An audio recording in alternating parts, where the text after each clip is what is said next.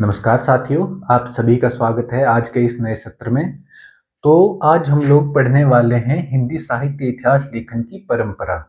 मतलब हम ये जानने का प्रयास करेंगे कि हिंदी साहित्य इतिहास लेखन की परंपरा का आरंभ कैसे हुआ, किन परिस्थितियों में हुआ और किस किस रचनाकार ने कौन कौन सी रचना लिखी। ठीक है, तो हिंदी साहित्य इतिहास लेखन की परंपरा का जो आरंभ है वह मुख्यतः 19वीं शताब्दी से ही माना जाता है।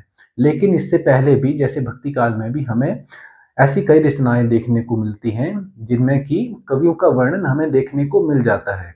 जैसे कि गोकुलनाथ ने 2 रचनाएं लिखी, 84 वैष्णव की वार्ता और 252 वैष्णव की वार्ता। इसके बाद भक्तमाल लिखी नवादास ने, जिसमें कि हमें कवियों का वर्णन देखने को मिल जाता है। लेकिन इन ग्रंथों में कई सारी कमियां होने के कारण हम इन्हें एक इतिहास ग्रंथ की संज्ञा नहीं दे सकते। तो इसी कारण से हिंदी साहित्य इतिहास लेखन की परंपरा का आरंभ 19वीं शताब्दी से मानना ही उचित लगता है। तो इसी परंपरा में जो हिंदी साहित्य इतिहास लेखन की परंपरा के सूत्रधार हैं वह माने जाते हैं गारसादा तासी, जिन्होंने की सबसे प्रथम प्रयास किया हिंदी साहित्य इतिहास लिखने का। तो इनके ग्रंथ का नाम था इस्तवार दिला लिटरेचर एंदुई ए हिंदुस्तानी, और यह इन्होंने फ्रेंच भाषा में लिखा था। और इसका प्रकाशन कब हुआ था? इसका प्रकाशन हुआ था 1839 ईस्वी में। अब दोस्तों एक बात और ध्यान में रखना कि यह 2 भागों में प्रकाशित हुआ था। इसका जो पहला भाग था वह प्रकाशित हुआ 1839 ईस्वी में, और जो इसका दूसरा भाग था वह प्रकाशित हुआ था 1847 ईस्वी में। और यह हिंदी साहित्य इतिहास लेखन की परंपरा में प्रथम प्रयास माना जाता है। ठीक है, और यह फ्रेंच भाषा में लिखा गया था, ये भी याद रखना। और इसके बाद आता है हमारा दूसरा ग्रंथ, मौलवी करीमुद्दीन ने लिखा तज़किरा ई शुरा ई हिंदी, जो कि प्रकाशित हुआ 1848 ईस्वी में। अब इसमें इन्होंने कुल 1004 कवियों का संकलन किया, जिसमें से कि हिंदी के कवि केवल 62 ही थे। और ये प्रकाशित कहाँ से हुआ? ये प्रकाशित हुआ दिल्ली कॉलेज द्वारा प्रकाशित किया गया ये ग्रंथ। और इसमें एक बात और याद रखना कि यह हिंदी साहित्य इतिहास का उर्दू भाषा में लिखा गया प्रथम ग्रंथ था, परीक्षाओं में पूछा जाता है। इसके बाद आते हैं महेश दत्त शुक्ल, जिन्होंने की ग्रंथ लिखा भाषा काव्य संग्रह। अब यह ग्रंथ भी हिंदी साहित्य इतिहास का प्रथम ग्रंथ है जो हिंदी भाषा में लिखा गया। और यह प्रकाशित कहाँ से हुआ? यह प्रकाशित हुआ नवल किशोर प्रेस लखनऊ से 1873 ईस्वी में। तो यह बात भी आप ध्यान में रखेंगे। इसके बाद आते हैं ठाकुर शिव सिंह सेंगर। तो ठाकुर शिव सिंह सेंगर ने शिव सिंह सरोज नामक ग्रंथ की रचना की 1883 में, जिसमें कि इन्होंने 1003 कवियों का विवरण किया। अब इन्होंने ये जो विवरण किया 1003 कवियों का, ये किया वर्णानुक्रम पद्धति के अंतर्गत, जिसे कि साहित्यकार जो है वह एक इतिहास ग्रंथ की संज्ञा नहीं देते। और आचार्य रामचंद्र शुक्ल ने भी इसे एक कवि वृत्त संग्रह की संज्ञा दी है, ये बात भी याद रखना। इसके बाद आते हैं अगले विद्वान जॉर्ज इब्राहिम ग्रेयर्सन।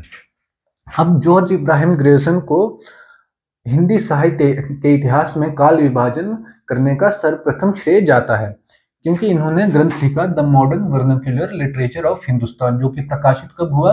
1888 ईस्वी में। अब इसमें इन्होंने हिंदी साहित्य के इतिहास को सर्वप्रथम कालखंडों में बांटा। इसमें इन्होंने हिंदी साहित्य के इतिहास को 11 कालखंडों में बांटा और उनका नामकरण भी किया। और कई सारे विद्वान हैं जो कि इसी ग्रंथ को हिंदी साहित्य का प्रथम इतिहास ग्रंथ मानते हैं, क्योंकि इसमें उन्होंने काल विभाजन नामकरण की नीति अपनाई। ठीक है, और यह प्रकाशित कब हुआ? 1888 में। और जब यह प्रकाशित हुआ था तो यह एक स्वतंत्र पुस्तक के रूप में प्रकाशित नहीं हुआ था। यह एशियाटिक सोसाइटी ऑफ बंगाल की पत्रिका के एक विशेषांक के रूप में प्रकाशित हुआ था 1888 में। और 1889 ईस्वी में यह स्वतंत्र इतिहास पुस्तक के रूप में प्रकाशित हुआ। तो ये दोनों बातें आप ध्यान में रखेंगे। इसके बाद आते हैं मिश्र बंधु। अब मिश्र बंधु थे 3 भाई, श्याम बिहारी मिश्र, सुखदेव बिहारी मिश्र और गणेश बिहारी मिश्र। तो इन तीनों भाइयों ने मिलकर मिश्र बंधु विनोद नामक ग्रंथ की रचना की, जो कि 4 भागों में विभाजित किया गया। इसके जो प्रथम 3 भाग हैं उनका प्रकाशन हुआ 1913 में, और जो इसका चौथा भाग था उसका प्रकाशन हुआ 1934 ईस्वी में। और इसमें इन्होंने कुल 4591 कवियों का वर्णन किया। लगभग 5000 कवियों का इसमें इन्होंने अपने ग्रंथ में वर्णन किया। और इसमें इन्होंने हिंदी साहित्य के इतिहास को 5 कालखंडों में बांटा, ये भी आप याद रखना।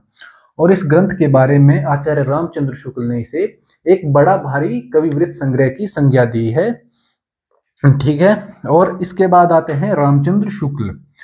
रामचंद्र शुक्ल ने हिंदी साहित्य का इतिहास नामक ग्रंथ लिखा, जो कि एक अत्यधिक महत्वपूर्ण हो जाता है हमारी परीक्षाओं की दृष्टि से भी। और जब यह प्रकाशित हुआ था तो यह भी एक स्वतंत्र ग्रंथ के रूप में प्रकाशित नहीं हुआ था। यह नागरिक प्रचारणी सभा ने 1929 ईस्वी में हिंदी शब्द सागर नाम से एक शब्दकोश निकाला, उसी की भूमिका में यह ग्रंथ प्रकाशित हुआ। और इसमें इन्होंने कुल 1000 कवियों का वर्णन किया है। और रामचंद्र शुक्ल ने हिंदी साहित्य के इतिहास को व्यवस्थित रूप से 4 कालखंडों में बांटा, और जिसमें से कि इन्होंने सबसे जो पहला काल है हिंदी का, उसे वीरगाथा काल नाम की संज्ञा दी। ठीक है, तो ये सभी आप याद रखेंगे। तो इन ग्रंथों के अतिरिक्त भी कुछ ऐसे ग्रंथ हैं जिनके बारे में हमें पता होना चाहिए। ठीक है, तो आइए शुरू करते हैं। तो जो इसके बाद अगला ग्रंथ है वह आता है श्याम सुंदर दास का हिंदी भाषा एवं साहित्य। किसका है? श्याम सुंदर दास। ग्रंथ का नाम क्या था? हिंदी भाषा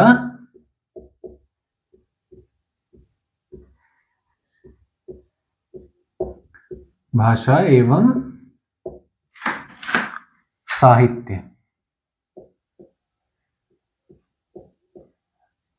ठीक है, और यह प्रकाशित कब हुआ था? यह प्रकाशित हुआ था 1930 ईस्वी में। ठीक है, तो जो श्याम सुंदर दास के बाद अगला ग्रंथ आता है वह आता है रामकुमार वर्मा का। किसका? डॉक्टर रामकुमार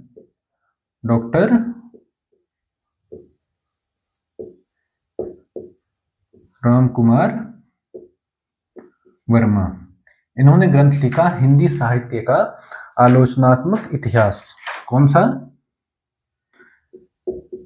हिंदी साहित्य का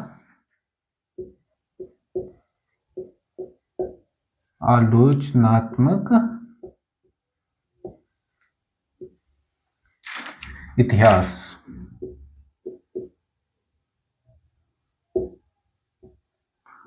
और यह प्रकाशित कब हुआ था? यह प्रकाशित हुआ था 1938 ईस्वी में। ठीक है, तो यह भी आप याद रखेंगे। इसके बाद जो हमारा अगला ग्रंथ आता है वह आता है हजारी प्रसाद द्विवेदी का। हजारी प्रसाद द्विवेदी। तो हजारी प्रसाद द्विवेदी जी ने जो ग्रंथ लिखा उसका नाम था हिंदी साहित्य का आदिकाल। कौन सा था? हिंदी साहित्य का आदिकाल। और यह प्रकाशित कब हुआ था? यह प्रकाशित हुआ था 1952 ईस्वी में। ठीक है, इसके बाद जो अगला ग्रंथ है वह है डॉक्टर गणपति चंद्र गुप्त का। कौन सा है इसका? गणपति चंद्र गुप्त। इन्होंने हिंदी साहित्य का वैज्ञानिक इतिहास नाम से ग्रंथ लिखा। कौन सा ग्रंथ था? हिंदी साहित्य का वैज्ञानिक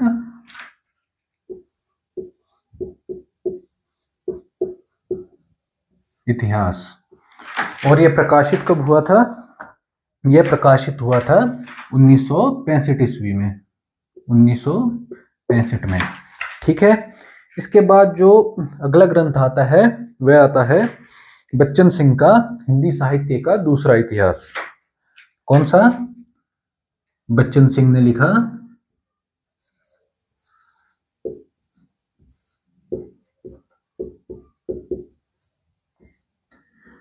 ग्रंथ का नाम क्या था? हिंदी साहित्य